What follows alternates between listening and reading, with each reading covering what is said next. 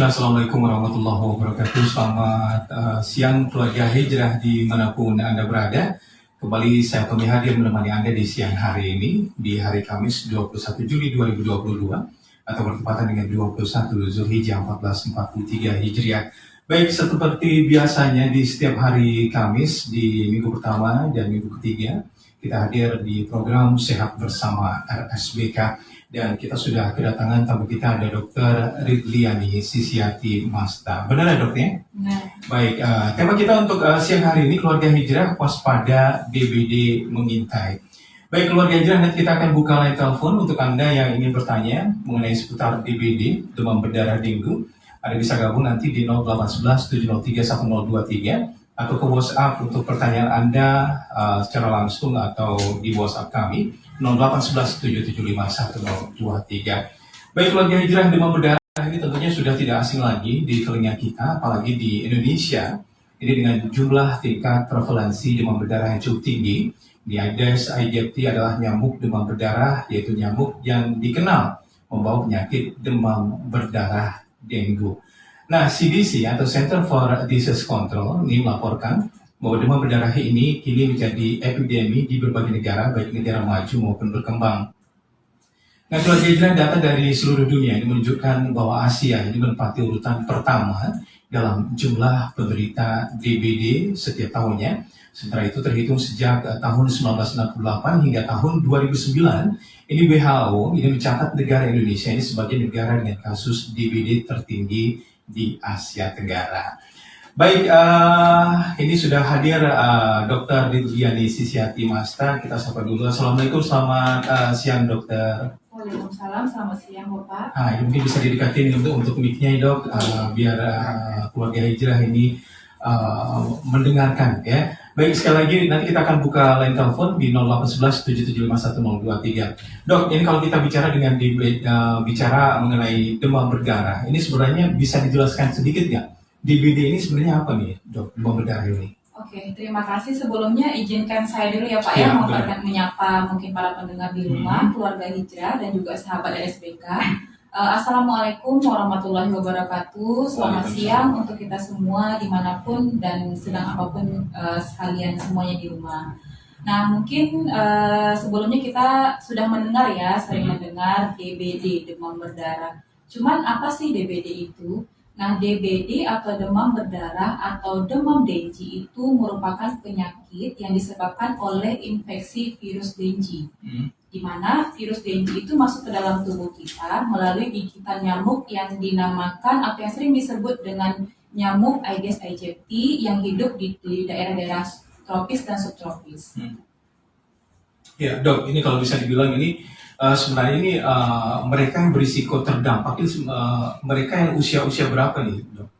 Jadi berdasarkan catatan dari Kemenkes, seperti Bapak bilang tadi, Indonesia menduduki negara pertama ya Pak ya, yang tertinggi kasus DBD di negara Asia. Nah, Kemenkes melaporkan sampai dengan minggu ke-22 tahun 2022 ini sudah tercatat kasus sebanyak 45.387 kasus, di mana 437 kasus itu mengalami kematian yang tersebar di 34 provinsi seluruh Indonesia. Nah, ternyata secara usia yang terkena DBD itu banyak mengenai anak-anak kurang dari usia 15 tahun. Namun beberapa dekade ini juga terdapat laporan banyak juga menyerang usia-usia dewasa. Jadi kalau untuk saat sekarang ini bukan hanya anak-anak saja, tapi juga usia-usia mulai dari remaja sampai dengan dewasa itu bisa terkena DBD. Ya, ini kalau bisa dibilang mereka yang kurang dari usia 15 tahun ini berarti anak-anak yang paling rentan ya dok ya, untuk usia DBD ya dok ya. Nah dok, ini kalau bisa dibilang sebenarnya tanda-tanda fisik ini untuk mereka yang terserang DBD apa nih dok? Mungkin kita lebih ke apa sih gejala anak-anak atau orang-orang terkena DBD. Nah, demam berdarah itu sendiri seperti yang kita ketahui kan disebabkan oleh namanya virus dengue, virus yang dibawa oleh nyamuk.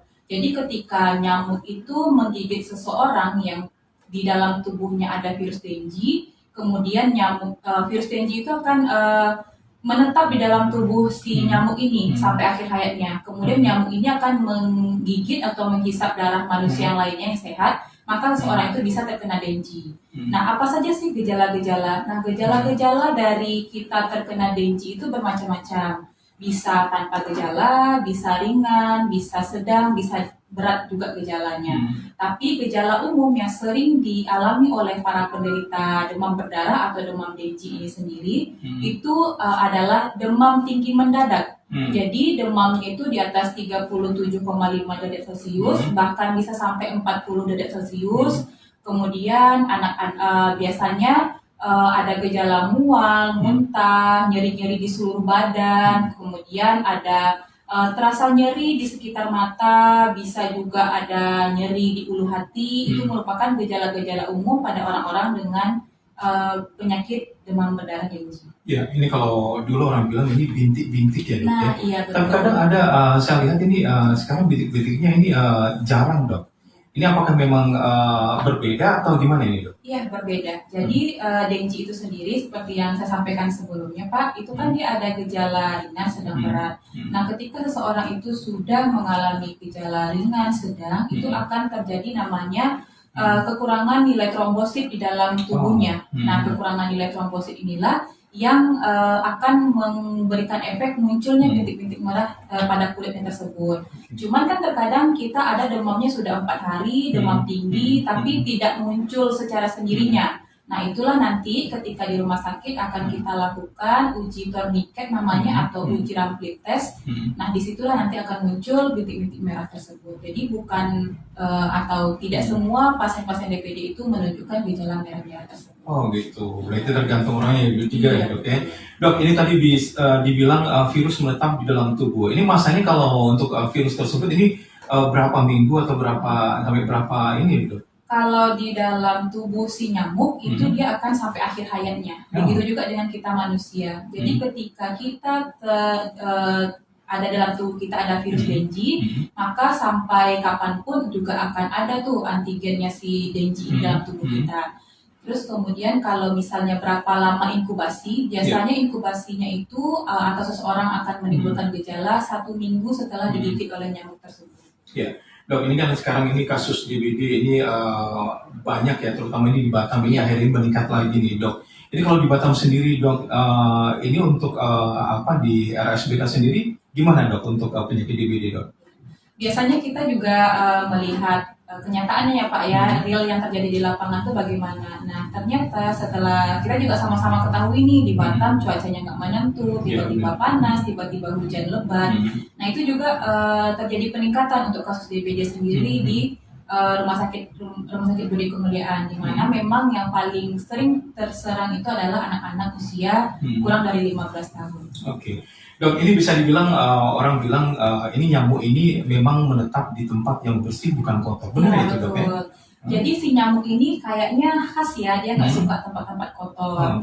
Nah, mungkin saya jabarkan sedikit nih, apa saja sih ciri-ciri nyamuk Aedes aegypti. Nah, kita kan juga tahu nih banyak nyamuk-nyamuk lain yang bisa menyebabkan penyakit. Nah, untuk DBD ini sendiri, nyamuknya itu memiliki ciri khas. Yang pertama, nyamuknya itu ukurannya kecil. Jadi dibandingkan dengan nyamuk-nyamuk lain, ukuran itu lebih kecil. Terus kemudian dia memiliki corak khusus, yaitu loreng-loreng hitam putih di kaki dan juga badannya. Nah, untuk jentik-jentiknya sendiri, biasanya jentik-jentik itu bergerak aktif dari atas ke bawah, kemudian dia suka hinggap di tempat-tempat yang tergantung-gantung, misalnya baju, terus kemudian kayak pajangan-pajangan kita itu bisa dia hinggap di sana. Dan juga si nyamuk Aedes aegypti ini senang beraktivitas di daerah-daerah yang gelap dan sedikit lembab. Kemudian untuk masa aktif menggigitnya atau menghisapnya, nyamuk Aedes aegypti ini sering di pagi hari jam 9 sampai jam 10 dan sore hari jam 15 sampai dengan 16. Nah, untuk tempat perkembangbiakannya si nyamuk ini suka berkembang biak di air-air yang bersih. Misalnya nih di bak mandi kita, di gentong, di ban-ban yang misalnya yang sudah tidak terpakai, ada genangan air, dia bisa berkembang biak di sana. Nah, dan ternyata si nyamuk Aedes aegypti ini tidak bisa berkembang biak di air-air kotor yang langsung berhubungan dengan tanah.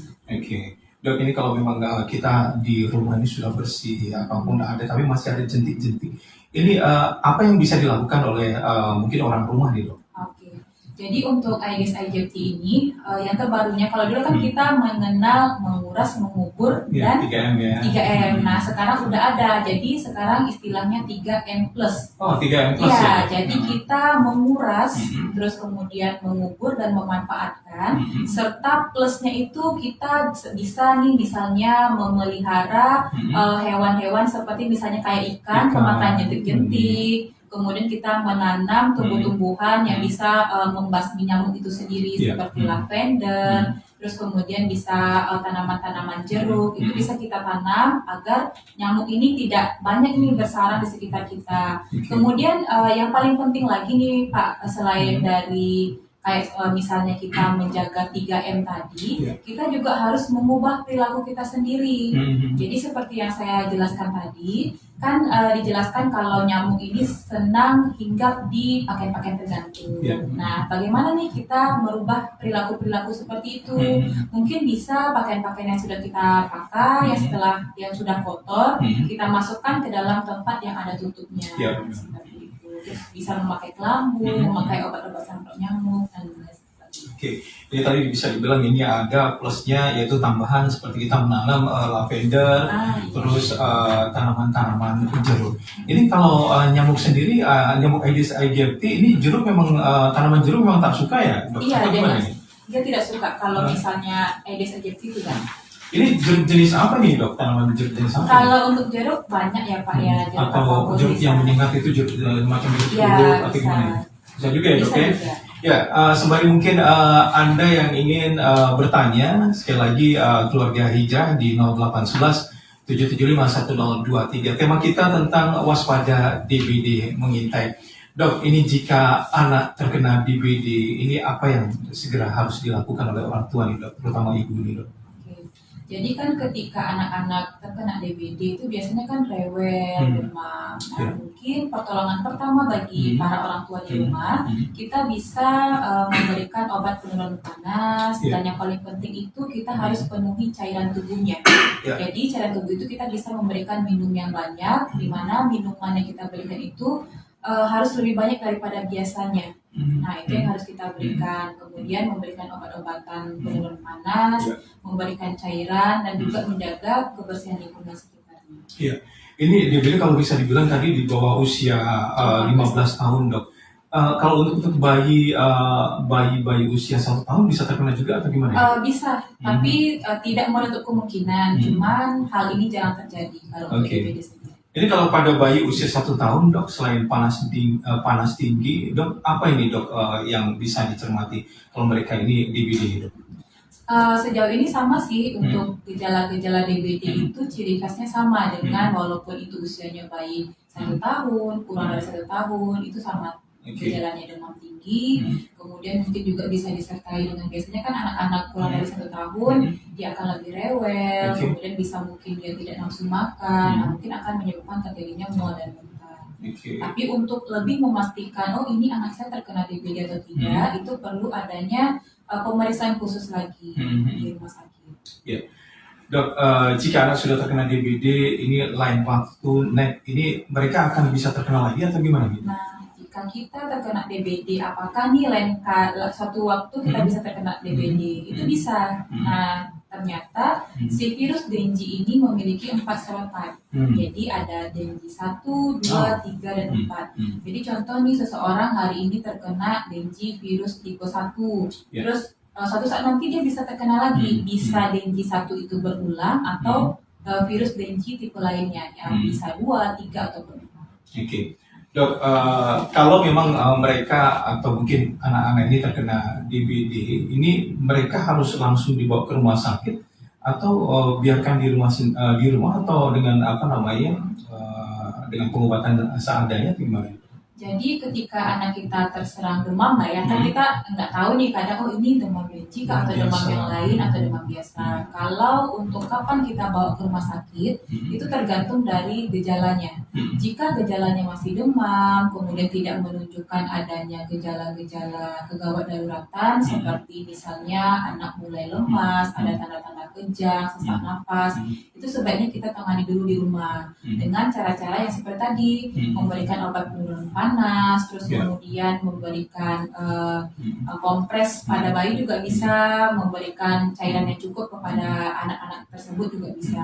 Cuman jika tata laksana itu sudah kita lakukan, kemudian demamnya tidak berkurang dan semakin parah, sebaiknya langsung kita bawa ke rumah sakit atau fasilitas kesehatan lainnya.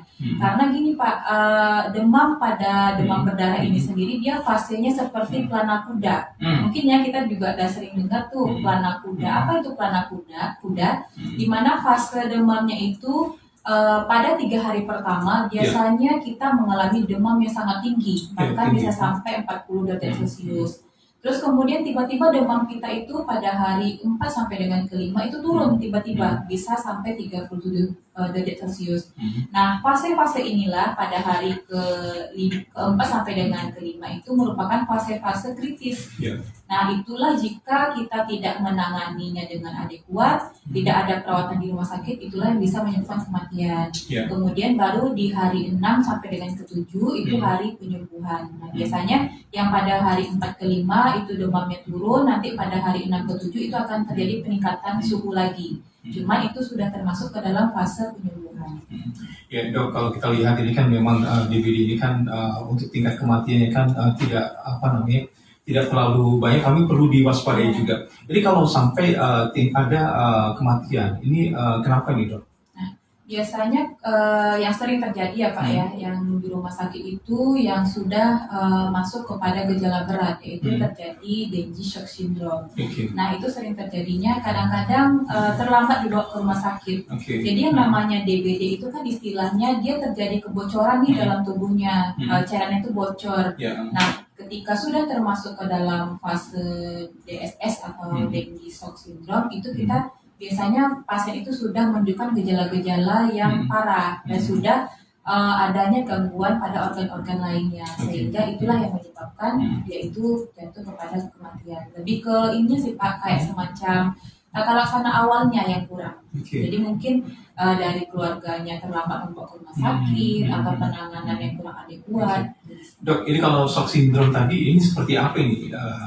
Kayak mana itu maksudnya? Gambarannya kayak mana ini? Jadi yang namanya shock itu biasanya pasien itu menunjukkan tanda-tanda vitalnya itu yang sudah parah, seperti misalnya tekanan darahnya rendah, kemudian sesak napas, di mana saturasi oksigennya itu juga mengalami penurunan, kemudian adanya penurunan kesadaran, seperti itu. Baik, untuk Anda keluarga hijrah, kita masih ada di Sehat Bersama RSBK. Tema kita tentang waspada DBD mengintai bersama Dr. Ridliani Sisiati Masta.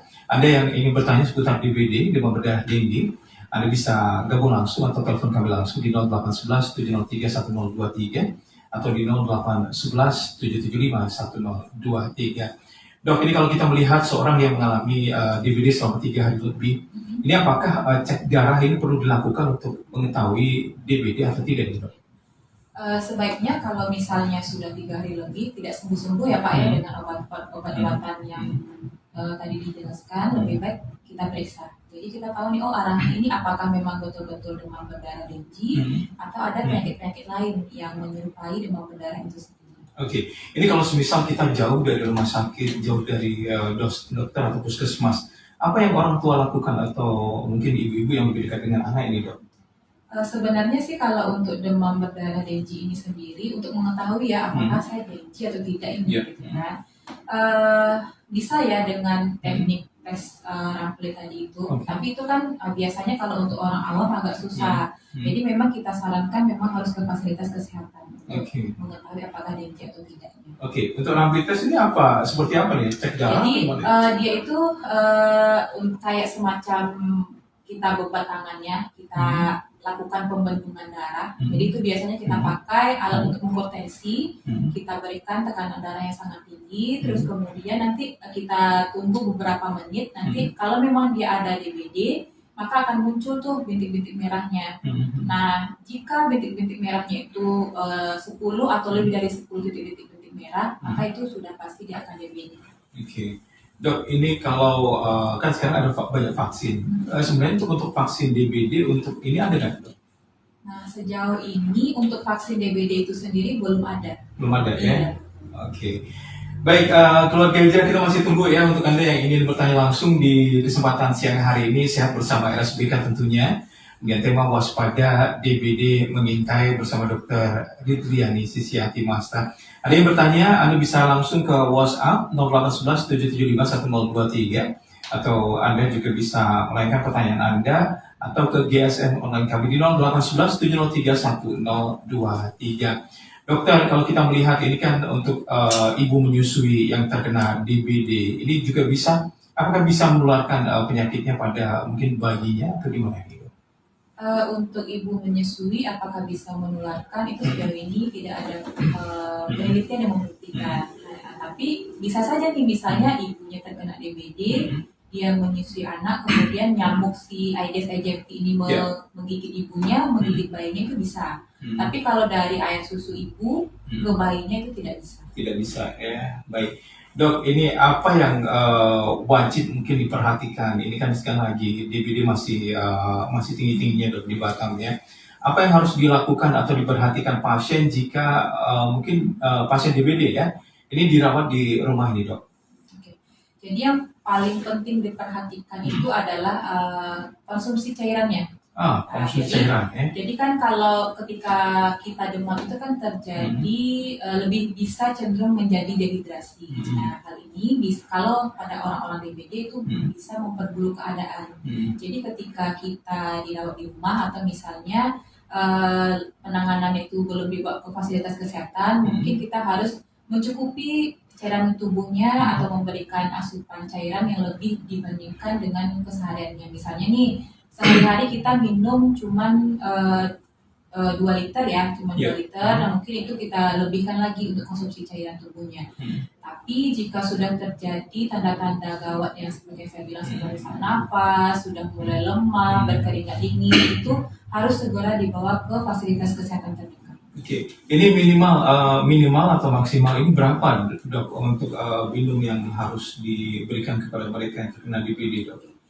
Kalau pada DBD itu kan kita hari-hari itu harus minum 8 gelas ya. Nah, mungkin kita bisa menambahkan lagi bisa menjadi 16 gelas ataupun misalnya sekitar 12 gelas itu boleh. Yang penting harus lebih banyak dibandingkan kebutuhan sehari-hari kita. Oke, ini harus air mineral ya, Dok ya? Kalau dari informasi atau dari ilmu dokter-dokter spesialis anak, contohnya itu boleh minum apa saja. Okay. Misalnya nih si anak maunya minum susu, tidak jadi masalah karena itu juga masih dalam bentuk cairan.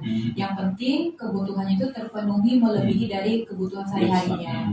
Nah, bisa nih kan sering tuh kalau misalnya terutama anak-anak pada saat demam malas minum, malas makan, bisa kita berikan secara kontinu, mungkin sedikit-sedikit, nanti diulang lagi sedikit-sedikit. Oke, berarti kalau air putih mineral plus dicampur dengan madu boleh juga ya. Baik keluarga Hijrah, kita break sebentar dan kita lanjutkan lagi. Pertanyaan masih kita tunggu ya untuk Anda. Anda mungkin keluarganya saat ini terkena demam berdarah. Nah, Anda bisa tanya-tanya langsung. Tema kita tentang waspada DBD mengintai. Kehadiran Hijrah Radio dapat memberikan kesejukan sekaligus ya bersama Dr. Sisiati Masta. Baik keluarga Hijrah, kita masih tunggu untuk pertanyaan dari Anda. Silakan saja 0811 775 1023 atau Anda bisa langsung ke WhatsApp GSM online kami di 0811 703 1023. Baik, ini informasi sedikit cuplikan informasi dari Dinas Kesehatan di Dinkes Kota Batam. Ini mencatat tren penyebaran penyakit DBD meningkat ini mulai Januari hingga Juli 2022. Ini tercatat ada 521 kasus orang terinfeksi DBD dan 3 diantaranya meninggal dunia. Nah, ini seperti yang dikatakan Kepala Dinas Kesehatan Batam, Judi Kusmaryadi, ini mengatakan jika dibandingkan tahun lalu, Ini di periode dan yang sama untuk kasus DBD ini berjumlah 365 orang. Nah, ia menjelaskan kondisi musim penghujan tahun ini menjadi faktor meningkatnya kasus DBD dan populasi nyamuk Aedes aegypti meningkat, dan peningkatan ini juga meningkatkan penularan penyakit DBD. Nah, ditambahnya ratusan penderita tersebut tersebar di seluruh puskesmas di Kecamatan Kota Batam, dan ia menyebutkan ini kasus tertinggi terjadi di bulan Januari tahun ini, yakni sebanyak 85 kasus. Nah, turun menjadi 65 kasus di bulan Februari dan naik lagi menjadi 75 kasus di bulan Maret 2022. Nah, pada bulan April, kasus DBD di Batam berjumlah 62 kasus, Mei 65 kasus, dan sampai dengan 29 Juni ada 65 kasus. Ini berarti naik turun ya dok ya untuk untuk pasien DBD ya dok ya. Baik dok, ini kalau bisa dibilang ini sebenarnya sarang untuk nyamuk DBD Aedes aegypti ini sebenarnya sarangnya di mana ini dok?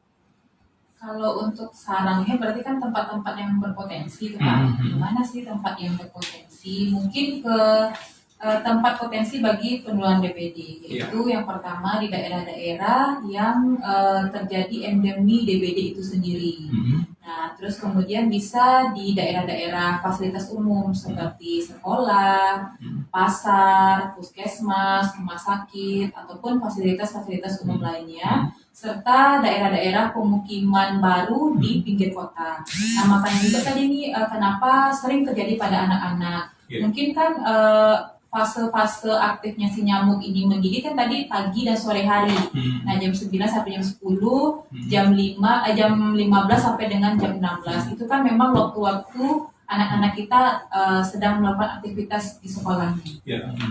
Jadi berarti kalau untuk nyamuk Aedes aegypti di sekolah, di pasar, ini bisa ya untuk menggigit ya? Bisa. Jadi dia tidak memandang tempat, dia bisa menggigit dimanapun. Tapi untuk berkembang biak baru dia hanya bisa di tempat-tempat bersih. Oke, dok, ini berarti kalau kayak gini berarti di rumah sakit pun bisa ya? Bisa. Untuk ada nyamuk Aedes aegypti ya? Bahkan dari informasi dari Kemenkes, si nyamuk Aedes aegypti ini ternyata bisa terbang tinggi, itu bisa sekitar 100 meter. 100 meter ya, permukaan ini ya? Iya, permukaan tanah ya? Tanah. Jadi dia bisa berpindah mungkin dari satu tempat ke tempat lain, dia bisa mungkin melalui transportasi kita, atau misalnya terbang dari satu pemukiman ke pemukiman lain, itu dia bisa. Oke, dok, ini kan sekarang lagi tren-trennya tinggi-tingginya DBD, apalagi nih kadang panas, hujan. Nah, ini sebenarnya apa yang harus dilakukan oleh pemerintah sendiri atau mungkin masyarakat sendiri nih dok? Nah, kalau untuk pemerintah mungkin kita sudah tahu ya, ketika seseorang itu terkena DBD, pasti proses pelaporan itu panjang. Nah, ketika misalnya dirawat, terus kemudian ditemukan kasus DBD, pasti harus dilaporkan kepada puskesmas setempat pasien itu tinggal. Nanti dari puskesmas ini akan melakukan namanya itu fogging atau penyemprotan. Cuman selain fogging itu sendiri, yang paling penting itu adalah merubah gaya atau lifestyle dari kita sendiri. Nah, yang kita ketahui fogging itu ternyata hanya membunuh nyamuk yang dewasanya saja, bukan dari jentik-jentiknya. Jadi selain dari pemerintah, masyarakatnya sendiri juga harus membantu dengan merubah pola hidup tadi. Misalnya kalau kita punya bunga-bunga yang ada genangan airnya, kita ganti secara berkala. Kemudian jika ada genangan air yang kita tampung seperti bak mandi, itu kita harus memberikan bubuk-bubuk abate ya dulu kalau misalnya yang ini ya, bubuk-bubuk abate. Terus kemudian bisa kita memelihara ikan, makan jentik-jentik nyamuk, kemudian bisa memakai kelambu. Terus kemudian yang paling penting itu adalah menjaga asupan gizi, karena ternyata sistem imun juga berperan penting nih pada DBD ini sendiri. Ketika imun kita nggak bagus, kita digigit oleh nyamuk Aedes aegypti, maka itu bisa menimbulkan gejala yang lebih buruk kepada seseorang. Ya, dok, tadi dibilang fogging atau penyemprotan sendiri ini tidak terlalu efektif.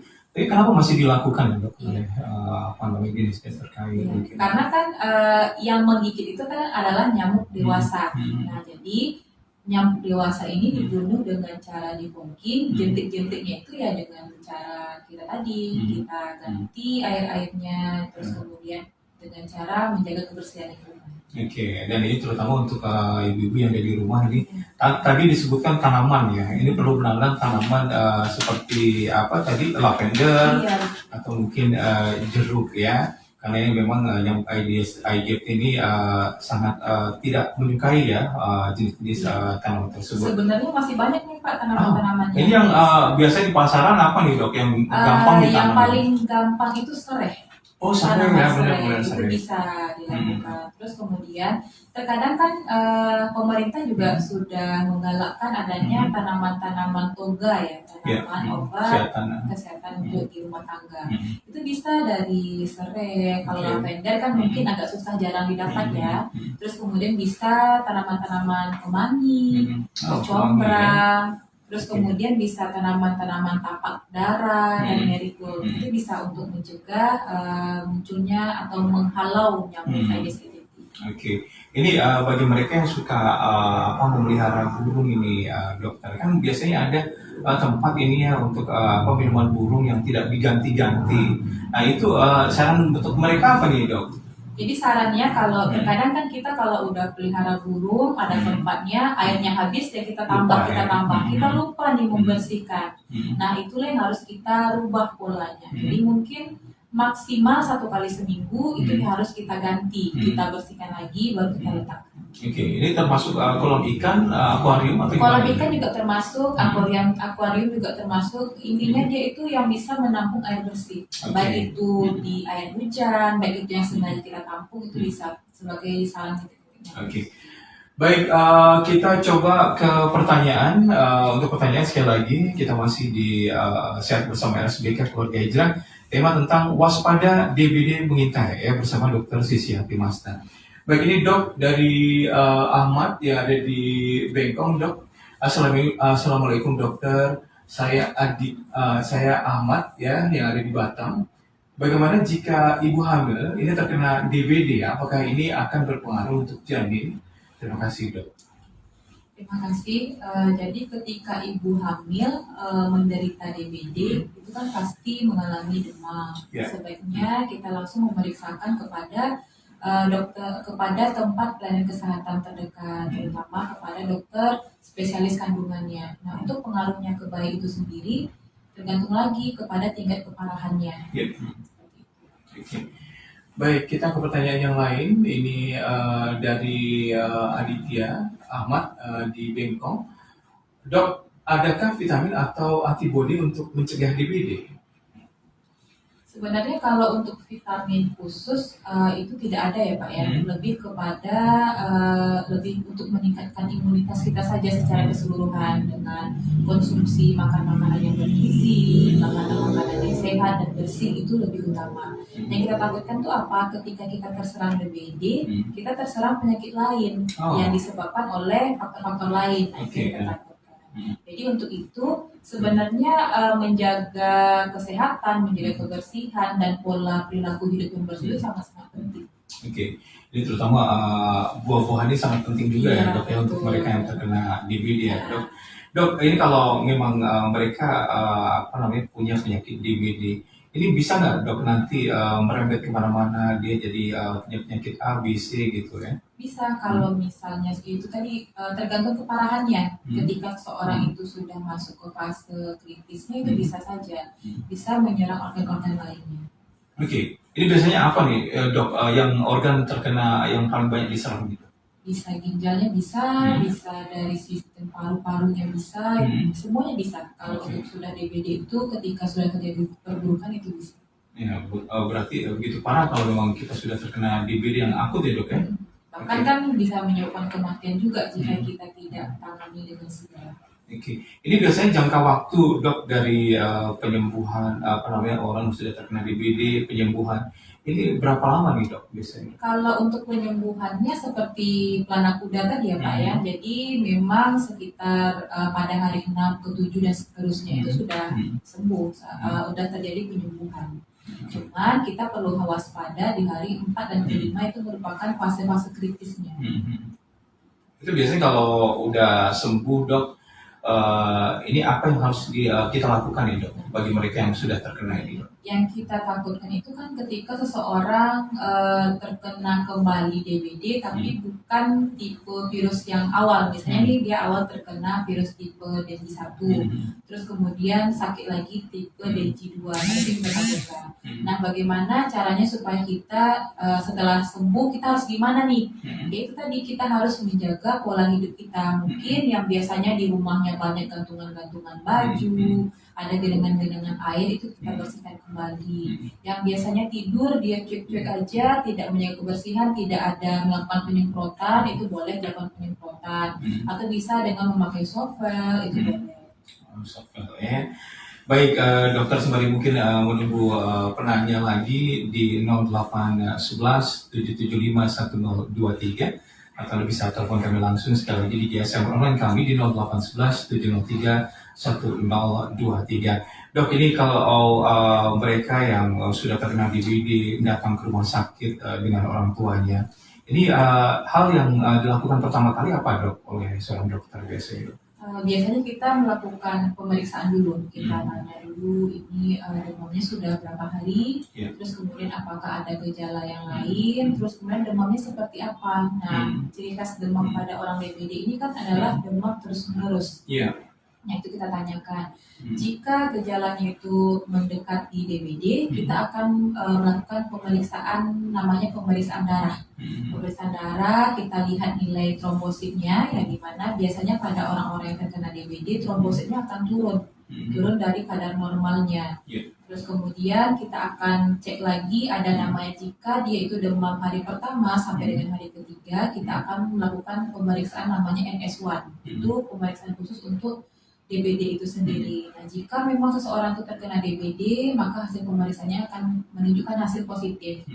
Kemudian biasanya kita juga akan melakukan pemeriksaan rampelit, kalau misalnya simpel-simpel di puskesmas.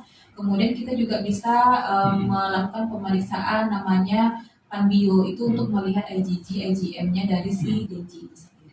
Ya, ini kalau mereka sudah dinyatakan terkena DBD, ini harus rawat inap ya dok? Iya, memang harus. Ini minimal berapa hari dok?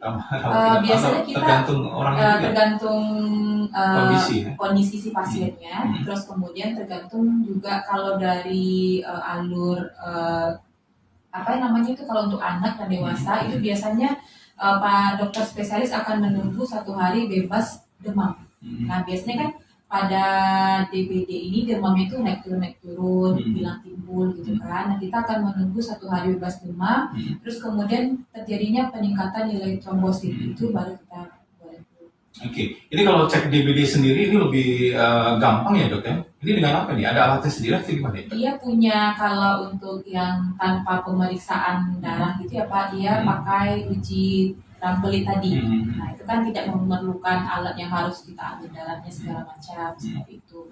Tapi kalau untuk yang lebih pastinya harus dengan pemeriksaan darah yang tadi Panbio atau NS1. Oke. Dok, ini kan antara pengobatan herbal dan pengobatan dokter memang agak-agak beda. Ini kalau pengobatan herbal sendiri ini ada juga untuk penyakit DBD atau gimana ini dok? Kalau untuk pengobatan herbal sejauh ini kita tidak belum ada ya Pak ya penelitian yang lebih khusus untuk pengobatan herbal. Cuman mungkin kan sering tuh di masyarakat berkembang konsumsi jambu biji. Jambu biji itu apakah bisa menghilangkan DBD atau meningkatkan kadar trombosit. Nah, sejauh ini jambu biji itu belum ada penelitian yang mengatakan kalau dia bisa menambah trombosit itu cepat. Itu tidak ada.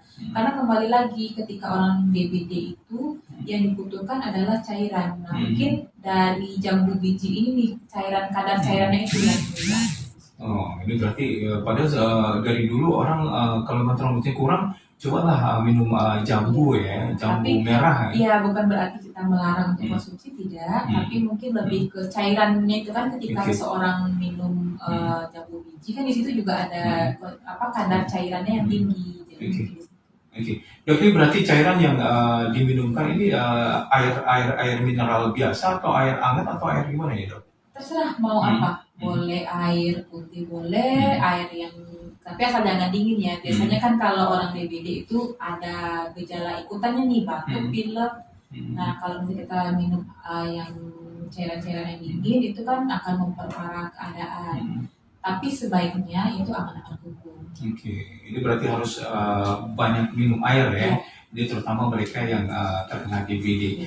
Baik, dok, ada yang disampaikan kepada masyarakat ini dok, ini terutama ini Batam yang lagi tinggi-tingginya kasus DBD untuk warga Batam terutama gimana nih dok? Jadi mungkin ini masukannya saja ya keluarga Hijrah dan juga sahabat SBK. Jadi kita jangan sesekali lengah terhadap DBD ini sendiri. Jadi sampai kapanpun sepertinya DBD ini akan tetap ada, akan tetap selalu ada kalau dari kitanya tidak mau merubah kembali aktivitas dan pola kesehatan kita. Jadi saran saya tetap menjaga kesehatan dan perilaku hidup sehat itu memang tetap harus jadi nomor satu. Oke, ini kan biasanya kalau di RT RW ada gotong royong ini Ya. sangat perlu digiatkan lagi ya dok ya. Betul. Jadi jangan ketika ada gotong royong di RT RW kita pura-pura nggak tahu, itu nggak boleh. Jadi kita Nggak tetap boleh. harus berpartisipasi. Ya walaupun tak ada gotong royong, kita bersih-bersih sendiri di rumah nggak apa-apa ya dok ya. Nggak apa-apa, itu lebih bagus. Cuman kan alangkah lebih bagusnya kita bareng-bareng. Nah kadang gini, di lingkungan kita bersih tapi kita sendirinya tidak bersih, ya sama saja. Nyamuk itu bisa terbang 100 meter jauhnya, 100 meter ke depan, ke samping, ke belakang itu bisa. Baik, keluarga Hijrah, ini penyakit DBD, demam berdarah dengue atau DBD ini masih merupakan salah satu masalah kesehatan masyarakat yang utama di Indonesia. Nah, jumlah penderita dan luas daerah penyebarannya ini semakin bertambah. Ini seiring dengan meningkatnya mobilitas dan juga kepadatan penduduk di Indonesia. Nah, demam berdarah pertama kali ditemukan di Surabaya di tahun 68, di mana sebanyak 58 orang terinfeksi dan 24 orang diantaranya meninggal dunia. Ini angka kematian, angka 41,3%, dan sejak itu penyakit ini menyebar luas di seluruh Indonesia. Baik, Dokter Cici, terima kasih waktunya untuk kesempatan sore hari ini sudah hadir di Hijrah Radio dengan mengusung tema waspada DBD mengintai. Insya Allah kita ketemu lagi ya dok ya untuk minggu depan ya. Baik, itu saja keluarga Hijrah program Sehat Bersama RSBK di kesempatan sore hari ini, dan kita ucapkan terima kasih untuk Anda yang sudah memberikan pertanyaannya di WhatsApp kami di 0811 7751 023. Baik, saya Tommy Muhammad dan juga operator kami ada Muhammad Anda mengucapkan terima kasih. Insya Allah kita ketemu lagi di minggu-minggu depan di program Sehat Bersama RSBK. Wassalamualaikum warahmatullahi wabarakatuh.